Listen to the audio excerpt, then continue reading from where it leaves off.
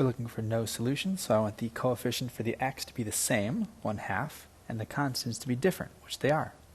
So 1/2 is the answer. If we subtracted these all the way down, the constants and the y's would cancel out, but the x's would not. That's why there's exactly one solution.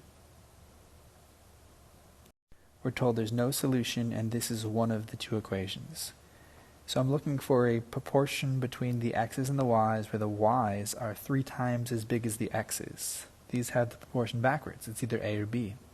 Turns out A is infinite solutions and B is no solutions, because if you doubled this one, you'd have 2x, you'd have 6y, and you'd have negative 40. So the x's and the y's would cancel out, but your numbers would be different. That's why B is correct. We're told that there will be no solution.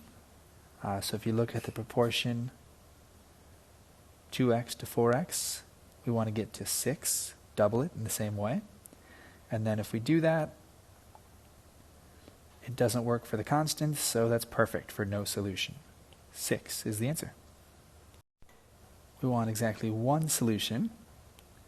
So this is the exact same. We can rule that one out.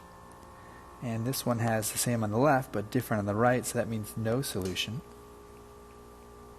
We can cancel that one out. This one was infinite, by the way. What are we left with? Well, if you actually made this positive and this negative, now we see the same setup on the left. This is no solution again. So the answer is C. If we take this top equation and multiply by 12, we have 60x minus 12y is equal to 108. And now if we add straight down, everything goes away, so there's infinitely many solutions. We're looking for no solution, so we have 1/3 x minus 1/3 k is equal to kx.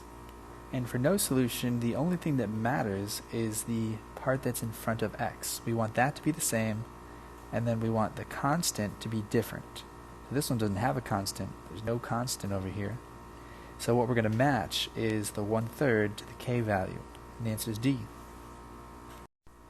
Represent the same line is the same thing as saying infinite solutions.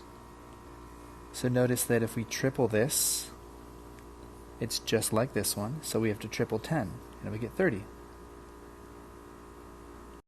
We're told there's no solution, so we want the slopes, or the coefficient in front of x, to be the same.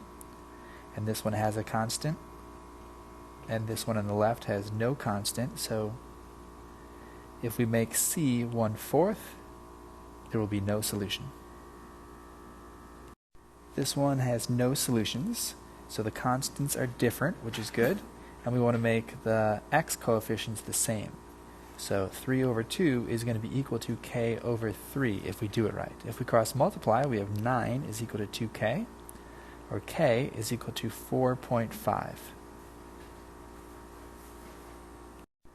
There are infinitely many solutions, so if we distribute, we have ax plus ab is equal to 4x plus 10. So a has to be 4 to match the coefficient here. So then 4b has to be 10. So if we divide both sides by 4, we have 10/4, which is the same thing as 5/2 or 2.5. There are no solutions for this one. So I want the coefficients to match. So a and b are going to match with 3/4 and 1/2 respectively. Then we're going to plug that in and take 3/4 divided by 1/2. Another way of dividing by 1/2, the same thing, is to multiply by the reciprocal.